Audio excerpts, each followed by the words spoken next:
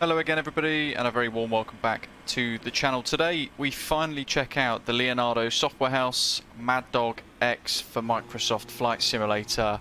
I've resisted it for quite some time actually, based upon feedback from people in the community. They've finally actually reached out and offered me the chance to check it out. Confident with their product, of course, effectively saying that they're sure I'm going to really like it. So throughout this video I'm going to explore what this product has to offer. It comes with a steep price of course as well, so I try to decipher whether or not I think it's worth that price tag, and I'll share my thoughts with you all as well. Little caveat, I'm not an MD-82 pilot by no means, and this is going to be my first look flight with it. So we're going to head to Copenhagen, off to Oslo Gardermoen with the brilliant freeware scenery from Hergy1234 on FlightSim.to. One of the chaps is one of our channel community members. And I'm going to work it out, see what I think, and try and tackle this beast with all its quirks from Copenhagen to Oslo, a very short flight. And then when we get there and throughout, I'll share my thoughts. I'm interested to know what you guys think too, so pop your comments down below. Let me know what you think and how you've been getting on with it. It's been out for over 6 months now already. Make sure you hit like and subscribe as well. One thing that's quite cool is the fact that they've gone ahead and added in a cabin. And depending on the livery that you download, there's a lot available on FlightSim.to already.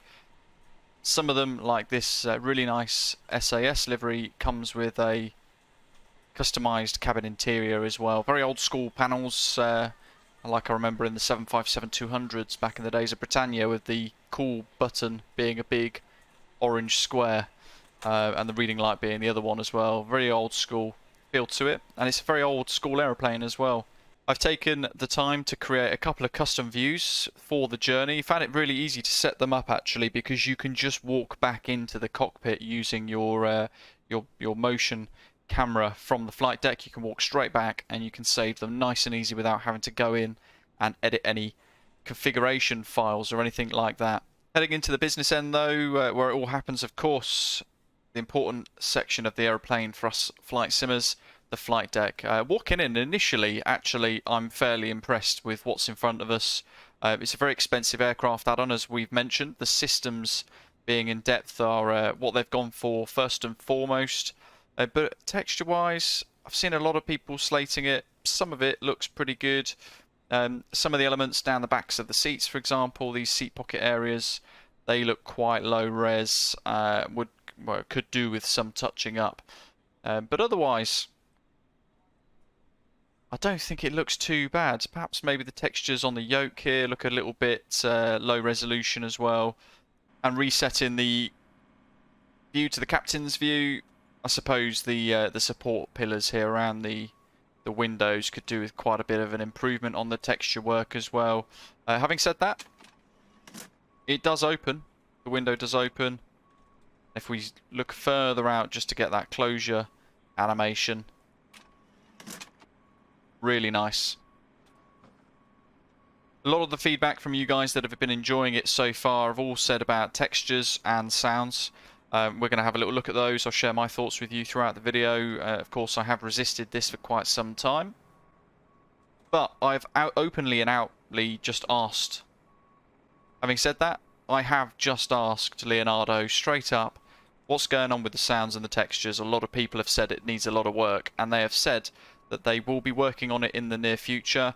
It is on their list of things to improve. Notably as well, there are a couple of click spots dotted around, so down here you can click that and it gives you the takeoff data. You click it again, it gives you the landing data with the landing speeds. That's a nice touch. Like that a lot. And of course, to hide the yoke, you just click down in the floor area down there. The EFB, press and hold to turn it on. Very basic looking. I'd like to see this look a little bit neater, to be honest. A little bit more modern looking. But it does have SimBrief integration, so you can load in the aircraft weight and balance tab using the SimBrief OFP like so.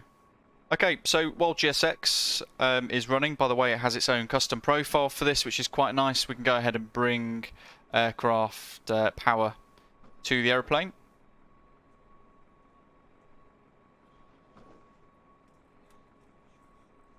And up here, looking at the overhead panel, what we can see is the bus on the left-hand side at the top. So, in fact, the left running down is the electrical panel up to this knob here. And then we've got the engine start system, fuel tank system, some lights wadded in on the left, and the ice protection system at the very bottom there as well. Looking to the top, we'd leave those on normal.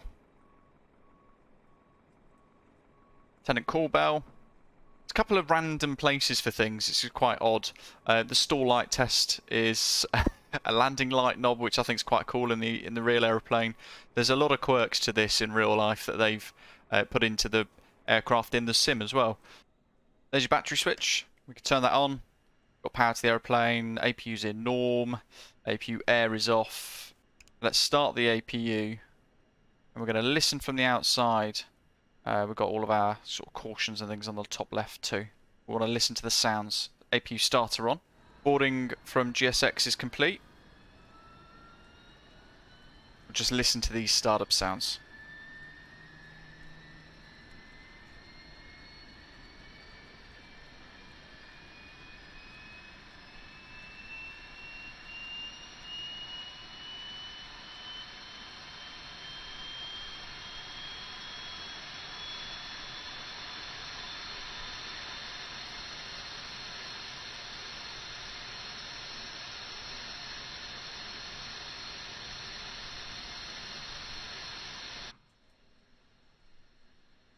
Sounds fairly decent.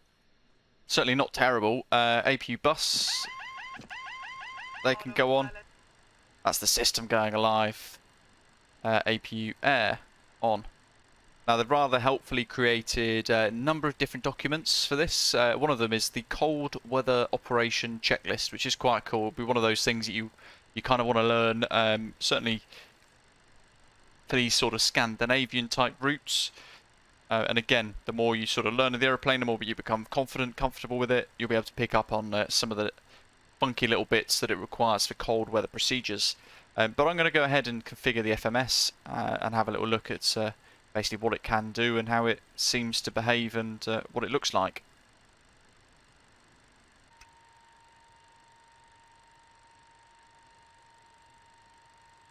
Okay, so my first engine start in the MD-82, I'm using ignition mode A. I'm starting the right engine first. Looking at the N2 rise at the moment to about 20, which is now. Then I can release that because I need to head down here and add fuel to the engine.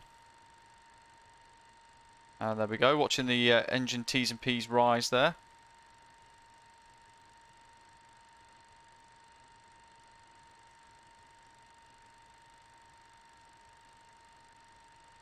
Can't hear very much from the inside. Looks like a bit of bus transfer there. And then we can do, let's close that guard. Let's start engine 1.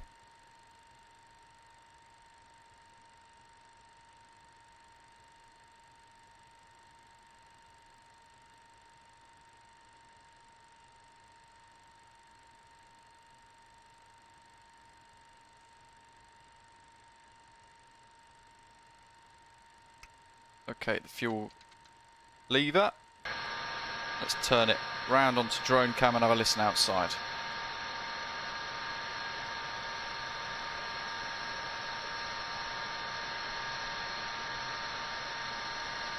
Very quirky looking aeroplane, isn't it? So let's take the aeroplane off APU power. I'm hoping we get dialer flap, which is what I have set here. And then looking at the flight deck animations for the yoke.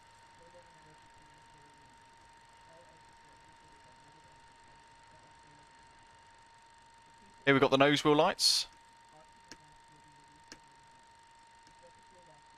And then on the right hand side we've got floodlights, ground.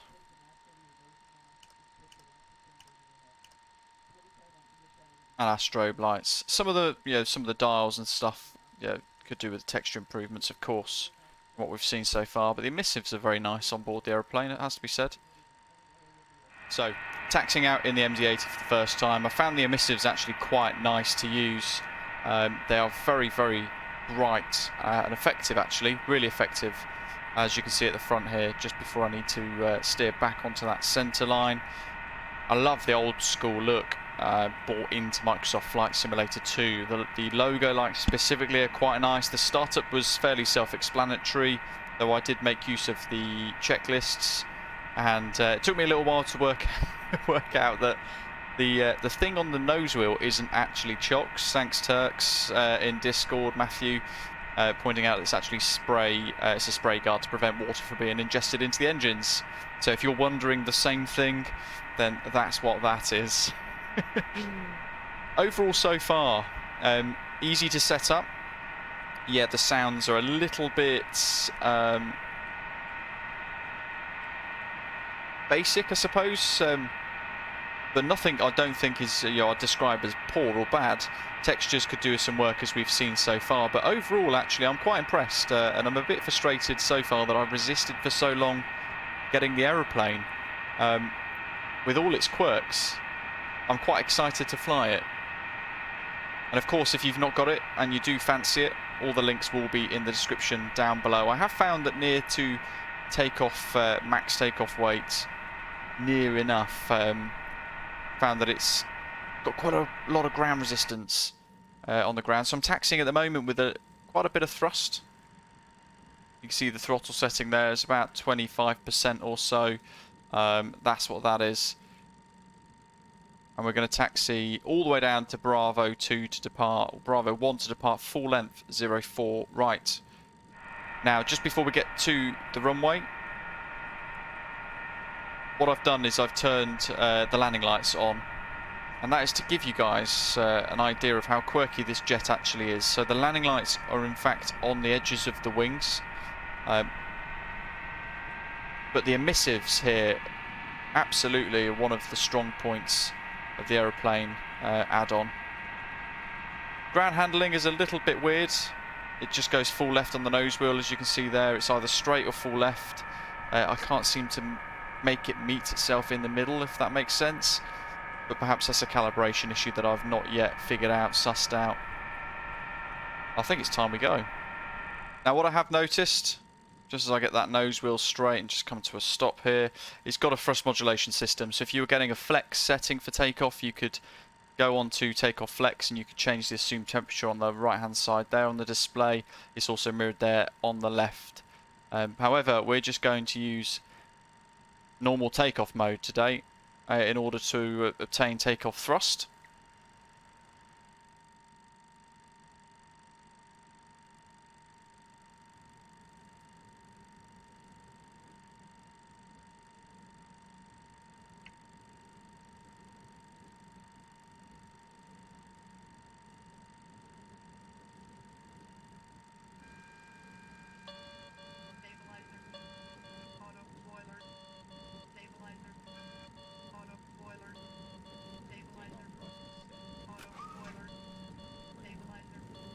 Thrust clamp.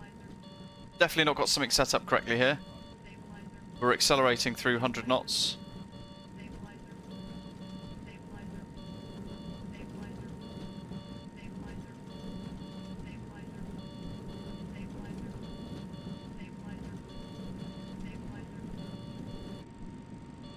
V1 rotate. Weird little freeze there actually on departure. Positive rate. Gear up. And I'm following the flight directors. Very quiet in the air.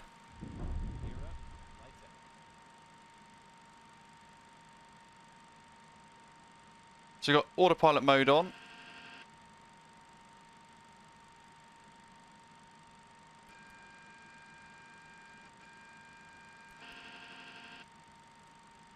And that's VNAV and LNAV both active. And that seems to be working quite nicely. Let's increase the range. Master caution. Center fuel pressure low. That's fine. The tanks are actually off at the moment. There's a lot of weird noises that I don't actually understand. So out of Copenhagen then, 04 right. We've climbed above 10,000 feet and we're continuing on to flight level 310 at the moment. On our way to Oslo. The elevator oral warning that we had on takeoff after a little bit of troubleshooting was because I'd not quite set the elevator trim correctly by the looks of it, having consulted live in Discord in a members lounge with people that are a lot more familiar with the aeroplane than I am. I've got to say, I found inside very, very quiet on board, but it's also really good fun. You're having to sort of work out where all the different buttons are. They've kind of been mashed into random locations. And it's very, very quirky jet, but it looks spectacular, doesn't it? I mean, look how good that looks, especially with that sunset in the backdrop too, and this livery that we're using today. Really, really quite cool. There's a lot going on inside the flight deck. Things like dial a flap, setting your elevator trim. Going into the flight deck, we talked about how silent it is on board, but look how great it looks. Look how fantastic that looks as a flight deck to enjoy in flight sim. It's remarkably cool, really, really cool. And actually, I'm finding myself quite impressed with this so far. There's a whole ton of stuff I've got to learn. There's a lot of mistakes I'm making, no doubt. But that is the fun of diving into these complex simulations. You don't want to just get in and then fly it and know how to fly it straight away. You've got to learn the systems. These things take months. In relation to that oral warning that I was discussing on takeoff, effectively we've got to set up the green and white bugs with the takeoff trim, which is where we got that audible warning. So we set our centre of gravity and our flap for takeoff using the little wheel there. But what I didn't do, what I forgot not to do, was to line up this green triangle with this green line on the white square, which is the elevator trim. Now, if I'd have done that, I wouldn't have got the elevator warning. And then, of course, here is our dialer flap. Okay, so in the cruise, I've learnt quite a few things already. One of the things that has happened is I've accidentally knocked my mixture lever on my throttle. That's then killed the engines. I've had to then try and restart the aircraft in flight, get back to cruise, get all the master cautions and warnings all dealt with and all that sort of stuff. And that's just spent, was taking me about 10 minutes or so. I actually found it quite interesting because I was having to learn quite a lot about the aeroplane very quickly. I was getting some live help from a pilot in Discord as well, so thank you again, Matthew. And through that I've learned some additional things. So having not been in the correct mode, having restarted the engines, we weren't able to get back into VNAV and get back to cruise quite nicely. So what I've then done instead is had to use vertical speed mode. What I forgot to do is then pull that knob there for the altitude to arm it, at which point we had Alt go amber inside this autopilot panel here, showing us that the aircraft was ready to capture that, and I'd not known that was one of its sort of quirks, one of the things that you had to learn and understand. In the main though, so far in cruise, now towards, well, in a little bit of descent I suppose, actually more so than cruise, it's been really enjoyable. There's a lot to learn. It's very quirky. The lighting actually, from what I found, particularly this time of day in the sim, is just spectacular.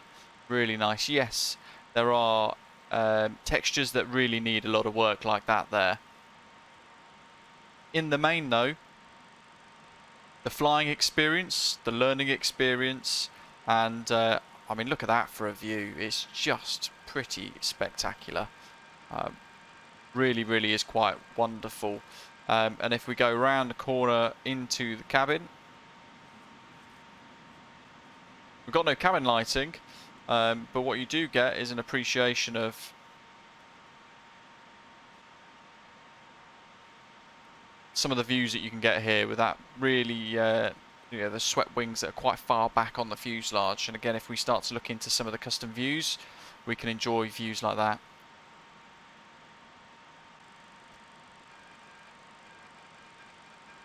I've been told a number of different things. So, we are almost inbound to Oslo. We're in the star. We've found so far it's respected the constraints quite nicely, but it's also both altitude and speed, I should add, but it's also allowed me to kind of learn a couple of other things. Some of you might find that in that flight deck view, the yoke is actually obscuring some of that nav display, so you might find that it's easier for you to just go ahead and hide it.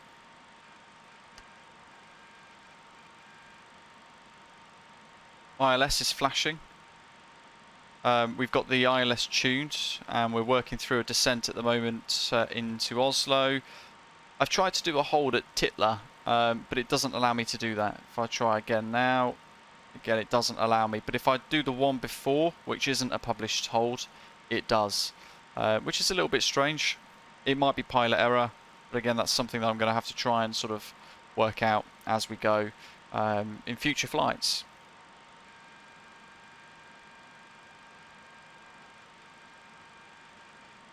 Yeah, VNAV's been pretty good, and LNAV has actually been quite nice as well.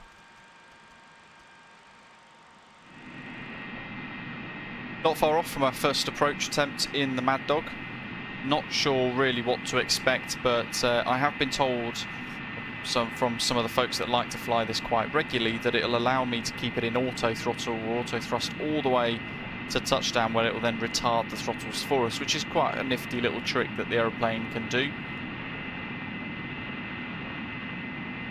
We're going to do a flat 40 approach. It's a very cool looking aeroplane, isn't it?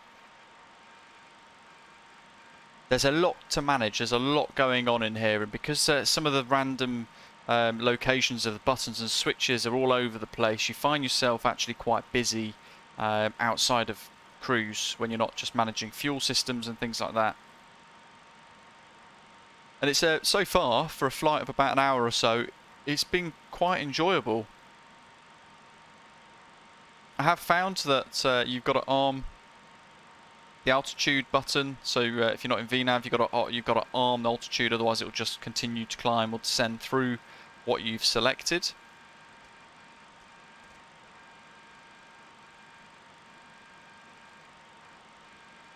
Golf Mike 453 there is our last altitude constraint at flight level 90. Then we're going to begin our descent down.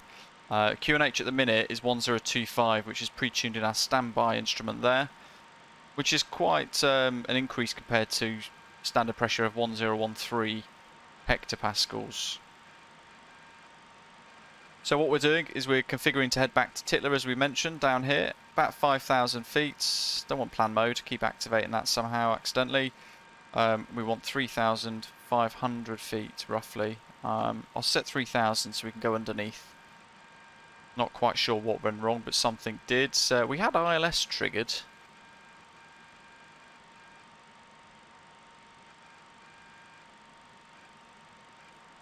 Not sure.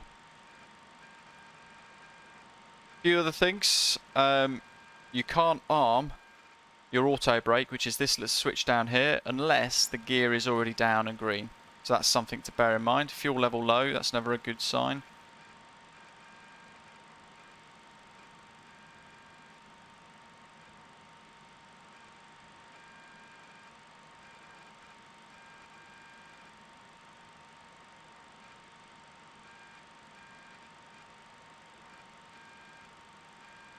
We've certainly got enough for what we're trying to complete, but we have done a go around, of course. So we'll clear that.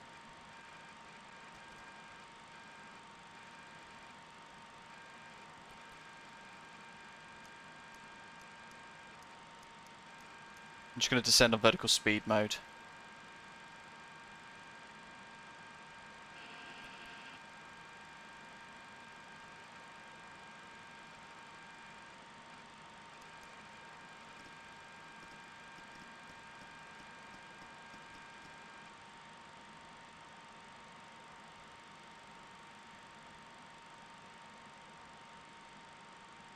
So lights are all on, flaps at the minute are just left at 15, we'll get them extended back down to 40 towards the latter phase of this base turn. that we're going to initiate in a moment. We want 192.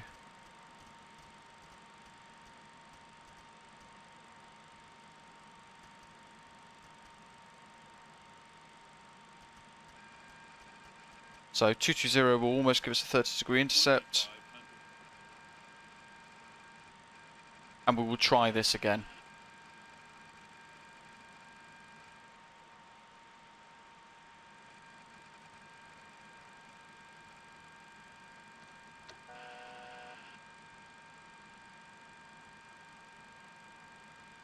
Going to configure nice and early again, so we're going to go gear down on the base turn.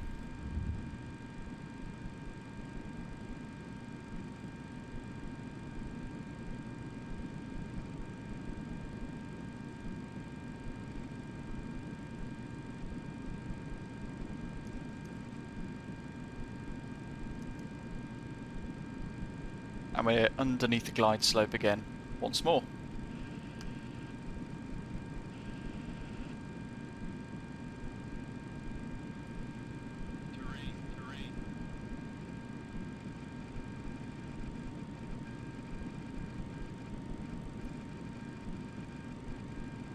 So lock mode is now armed.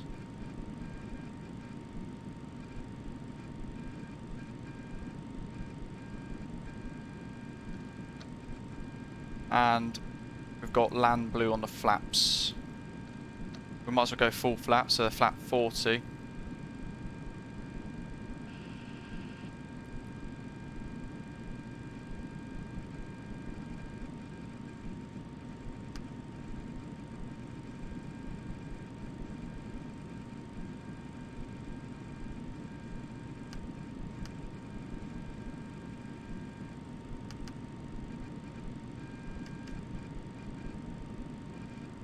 We'll go heading selects. We'll bring the speed to 160 till 4. We'll use that ILS rose as well. Gears back down again, so let's make sure we've rearmed the auto brake, and yeah, we've still got the speed brake armed.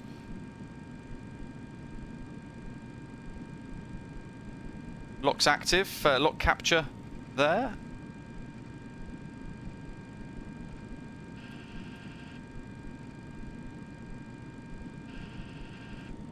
And I'm going to hit ILS. And I hope I've set everything up correctly again.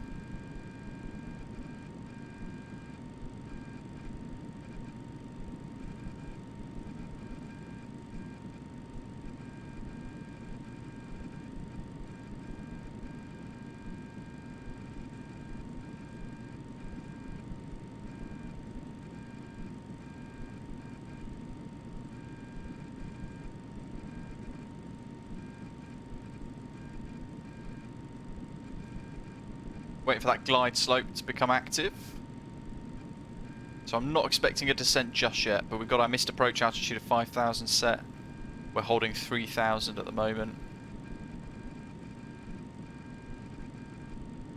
And we're below the glide slope quite nicely. 9 miles at the moment, gear down 3 green, flap set 40, land blue. Auto brake is armed medium, and speed brake is armed. We're going to keep the auto throttle in until touchdown. We should see it end of route. Lovely, that's fine. We're on an ILS, that's why.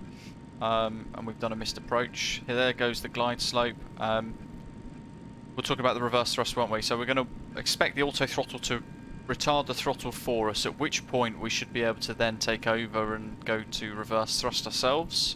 And the auto brakes should kick in too. 7 miles. Waiting for that glide slope, looking at the PFD and looking at the autopilot screen here.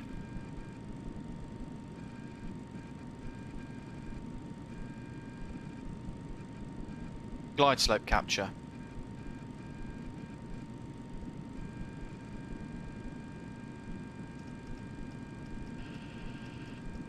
I'm going to set 145 knots because I want to see what happens with pitch. 139 roughly is where we want it, but on the previous attempt I found that we were actually quite nose high.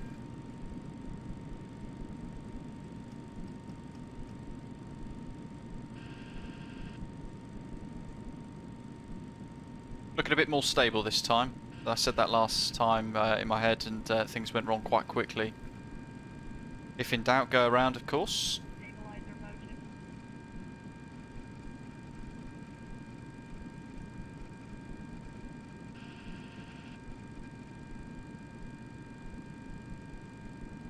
Automatic go around is now armed. So the aeroplane's brain is saying, I'm ready if something goes wrong. That's what we ended up triggering last time. We quickly go outside.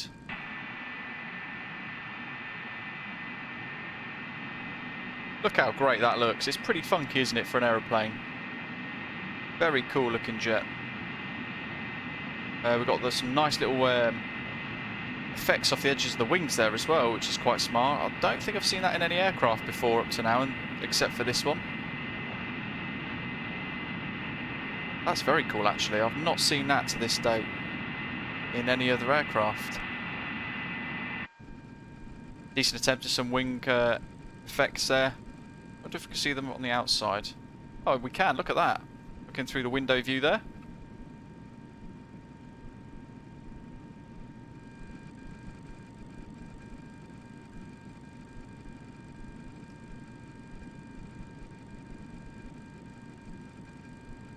Okay, and then I'll hand fly the last little bit in from around about 1,100 feet, just to kind of get a feel for what the jet is like to fly manually as well.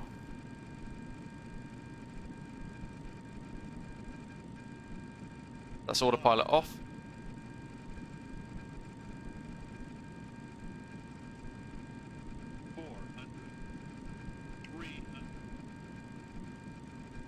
Different keybind to what I have set.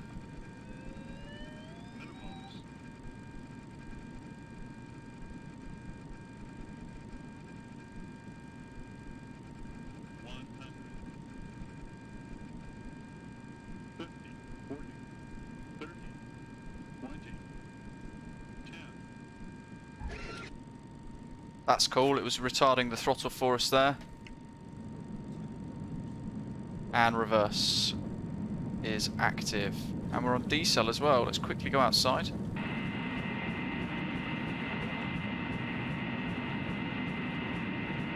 Not the most incredible landing, but my first ever landing in the MADDOG. I don't think it was too bad.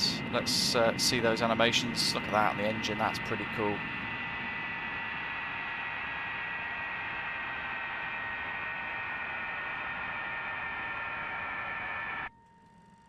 It's got this tendency to decelerate itself very quickly with a lot of resistance on the tyres, which is quite interesting.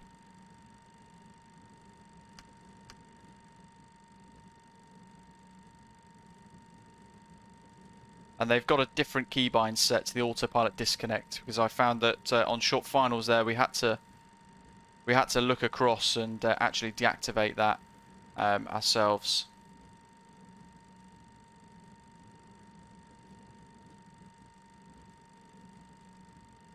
And again, these are things you've got to learn about the jet. You've got to learn each aircraft that you end up buying. You have to kind of learn its quirks, learn how to operate the aeroplane, different conditions and circumstances, and also understand how the different keybinds work too.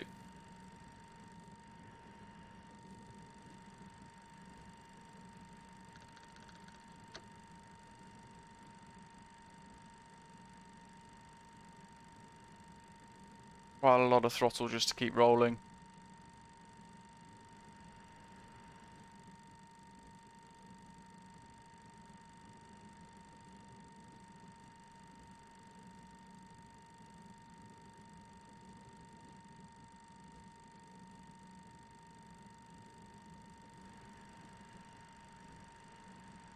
And various different warnings flashing up there as well. That's fine. Let's get the APU switched on.